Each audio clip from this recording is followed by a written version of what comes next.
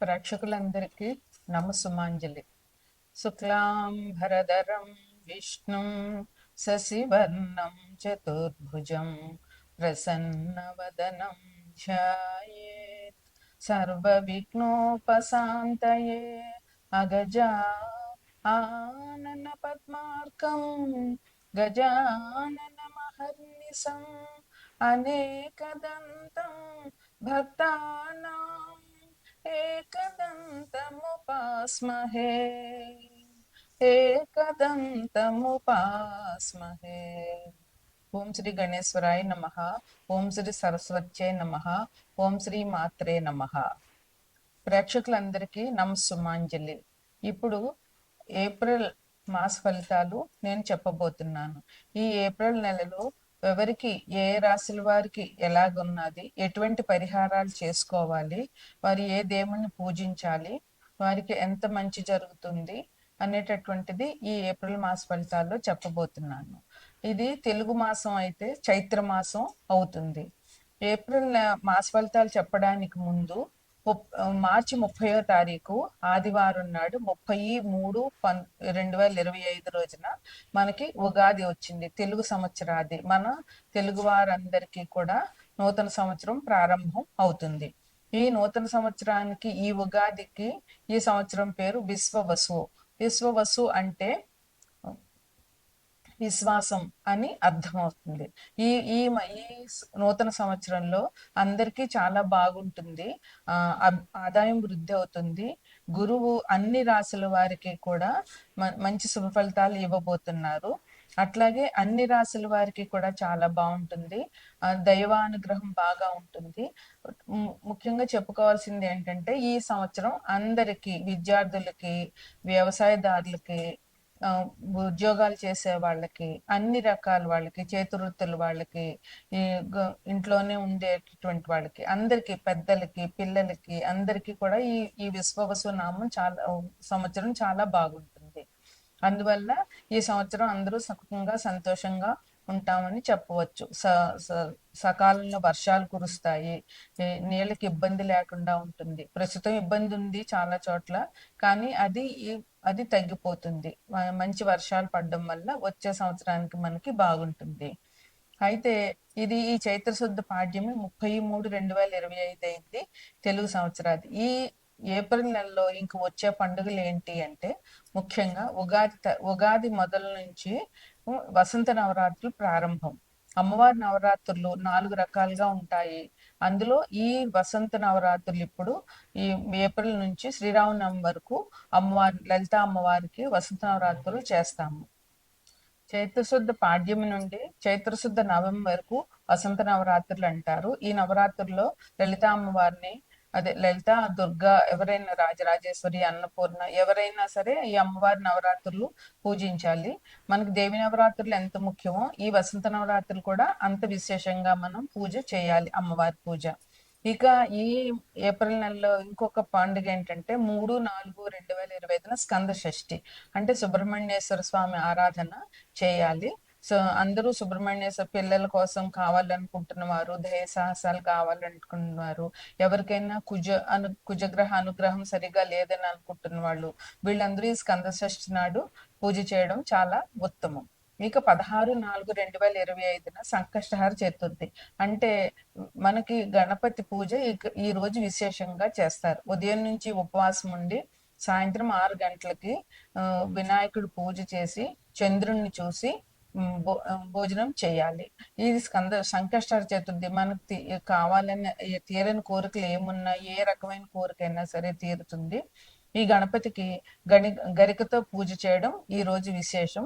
ఈ సంకష్టహార చతుర్థి మేనరాశి వాళ్ళు, రేవతి నక్షత్రం వాళ్ళు, వారి జాతకం ప్రకారం రేవతి నక్షత్రం వాళ్ళు ఈ సంకష్టహార చతుర్థి తప్పకుండా చేయాలి.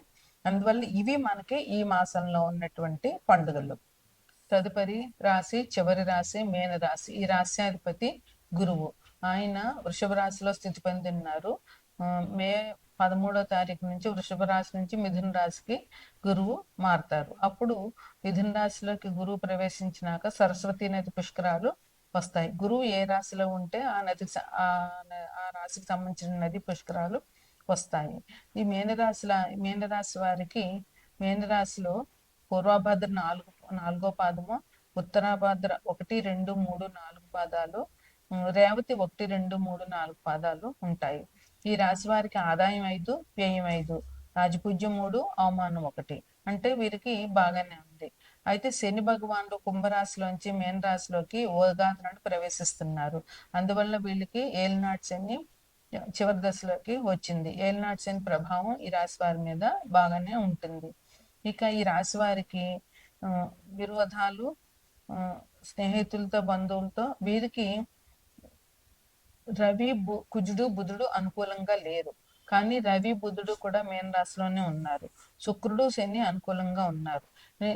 4 గ్రహాల్లోనూ 9 గ్రహాల్లోనూ 4 గ్రహాలు ఎప్పుడు కూడా కొంచెం ఫలితాలు ఎక్కువగా ఉంటాయి. ఎక్కువగా ఉండడం అంటే ఎక్కువ టైం ఉంటాయి అన్నమాట. మిగతా 5 గ్రహాలవి తొందరగా రాశులు మారుతుంటాయి కనుక ఆ ఫలితాలు తక్కువే ఉంటాయి. ఉన్నా కొంచెం మనం బాధపడినా కూడా పర్వాలేదు, అనుభవించగలుగుతాం. ఈ 4 గ్రహాలు ఏంటంటే గురువు, శని, రాహువు, కేతువు. ఇవి ఒక రాశిలో ఒక సంవత్సరం పైన ఒక సంవత్సరం ఉంటాయి. అందువలన ఇవి పెట్టి ఈ గ్రహాలు ఇచ్చేటటువంటి ఫలితాలు మంచైనా చెడైనా కొంచెం ఎక్కువగా ఉంటాయి. గురువు ఈ రాశి వారికి గురువు రాహువు లోహమూర్తిగాను, శని సువర్ణమూర్తిగాను, కేతువు సువర్ణమూర్తిగాను ఉన్నారు. అంటే ఈ ఈ ఈ రాశి వారికి శని కేతువు సువర్ణమూర్తి, గురువు రాహు లోహమూర్తి. సువర్ణమూర్తి అంటే ఆ గ్రహాలు ఇచ్చేటటువంటి ఫలితాలు మంచిగా ఉంటాయి, వీళ్ళకి చెడు చెయ్యవు, చెడు ఫలితాలు ఇవ్వవు. కానీ లోహమూర్తిగా ఉన్న గ్రహాలు మాత్రం చెడు ఫలితాలు ఇస్తాయి. అది వీళ్ళకి గురువు రాహు లోహమూర్తిగా ఉన్నారు కనుక ఈ 2 గ్రహాల నుంచి వచ్చేటటువంటి ఫలితాలు ఈ రాశి వారికి కొంచెం ఇబ్బందికరంగా ఉండే అవకాశం చాలా ఉంది. అందువల్ల వీళ్ళకి ఎట్లా ఉంటుందంటే కొంచెం విరోధం ఎక్కువ ఉంటుంది, కోపం కూడా ఎక్కువగా వస్తుంది. దానివల్ల వీళ్ళకి బీపీ వచ్చే అవకాశం ఉంది. ఈ టైంలో మనసు స్థిమితం లేకపోవడము, అట్లాగే అకారణంగా అందరితో గొడవలు పెట్టుకోవడము చేస్తారు. అందువల్ల మాట్లాడేటప్పుడు కొంచెం జాగ్రత్తగా ఉండి కొంచెం ఆలోచించి మాట్లాడడం వల్ల మనశ్శాంతి అనేటటువంటిది దొరుకుతుంది. ఇంకా వీళ్ళు దైవ కార్యాల్లో బాగా పాల్గొంటారు. దేవుడికి సంబంధించిన కార్యక్రమాలన్నిటికీ వీళ్ళు అటెండ్ అవ్వడం వల్ల వీళ్ళకి కొంచెం మంచి పుణ్యం దక్కుతుంది అనమాట. ఇంకా సుఖం సౌఖ్యం అనేటటువంటిది ఈ రాశి వారికి చాలా బాగా ఉంది. ఆదాయం మంచిగా వస్తుంది. ఎన్ని రకాల ఆదాయ మార్గాలు ఉన్నాయో అన్ని రకాలుగా వస్తాయి. ఉద్యోగస్తులకైతే అధికారుల నుంచి మంచి ఎప్రిషియేషన్స్ అంటే మెచ్చుకుంటారు అధికారులు. వాళ్ళు వీళ్ళకి అండగా దండగా ఉంటారనమాట. వీళ్ళ వల్ల ఏమైనా జరిగినా కూడా కొంచెం వాళ్ళు వీళ్ళని కాపాడుతూ ఉంటారు. ఉద్యోగస్తుల్ని, అధికారులకు వీళ్ళ మీద మంచి మంచి ఒపీనియన్ ఉంటుంది అనమాట. కుటుంబ సౌఖ్యం చాలా బాగుంటుంది, ఆహ్లాదంగా ఉంటుంది. అయితే కొన్ని గ్రహాలు సంచారం బాగోలేని వాడికి కుటుంబంలో కూడా కలతలు వచ్చే అవకాశం ఉంది, అందరితోటి విరోధాలు వచ్చే అవకాశం ఉంది. అందువల్ల మాట్లాడడం కంటే మౌనంగా ఉండడం ఈ రాశి వారికి చాలా మంచిది. ఈ మాసం అంతా కూడా సాధ్యమైనంత వరకు మౌనంగా ఉండండి. దేనికి నోరిప్పి మాట్లాడడం చాలా తగ్గించి మౌనవ్రతం పాటించడం చాలా మంచిది. దానివల్ల గొడవలు పెరగవు, మనశ్శాంతి దొరుకుతుంది. ఆర్థికంగా కూడా చాలా బాగుంది. పాతగా ఎప్పటి నుంచో రావాల్సిన బాకీలు వీళ్ళకి వస్తాయి ఈ మాసంలో. అయితే వీళ్ళకి రవి కుజ బుధుల అనుకూలత లేకపోవడం వల్లంగా వీళ్ళకి కొంచెం కుజగ్రహం అంటే కొంచెం విరోధాలు గొడవలు కదా, అలాగే గొడవలు జరిగే అవకాశం, మిత్రులతోటి స్నేహితులతోటి బంధువులతోటి కూడా గొడవలు వచ్చే అవకాశం చాలా ఉంది. మనస్థిమితం లేకపోవడం కూడా దీనివల్ల జరుగుతుంది. అందువల్ల వీళ్ళు కొంచెం జాగ్రత్తగా ఎవరితోనైనా మాట్లాడేటప్పుడు జాగ్రత్తగా మాట్లాడడము, సాధ్యమైనంత వరకు విని నవ్వేసి ఊరుకోవడము, మౌనం పాటించడము ఈ రాశి వారికి చాలా ముఖ్యమైనటువంటి సూచన. ఇక ఏలినాటి శని ఇబ్బంది నుంచి తప్పించుకోవాలంటే శని గురువులిద్దరికీ కూడా అభిషేకాలు చేయడము, శనికి శివాభిషేకము, గురువుకి కూడా శివాభిషేకం చేయొచ్చు. శనికి శివాభిషేకం చేయడము, హనుమాన్ చాలీసా పారాయణ చేయడము, హనుమాన్ టెంపుల్కి, వెంకటేశ్వర స్వామి టెంపుల్కి వెళ్ళడము, గురు రాహుల్ జపాలు, దానాలు, అలాగే శని భగవానుడికి జపాలు, దానాలు చేయాలి. దుర్గా సప్తశతి పారాయణ చేయడం ఈ రాశి వారికి ఎంతైనా మంచిది. సంకష్టహర చతుర్థి పూజ, ముఖ్యంగా రేవతి నక్షత్రం వాళ్ళు సంకష్టహర చతుర్థి పూజ చేయాలి. అందువల్ల ఈ గణపతి పూజ చేయడం, ఈ సంకష్టహర చతుర్థి చేయడం వల్ల వీళ్ళకి అన్ని రకమైన ఇబ్బందులు తగ్గుతాయి. లక్ష్మీ గణపతి హోమం చేయడం ఈ రాశి వారికి చెప్పేటటువంటి ముఖ్యమైన పరిహారం. ఇది ద్వాదశ రాశులకి ఈ ఏప్రిల్ నెల మాస ఫలితాలు. నమస్కారం.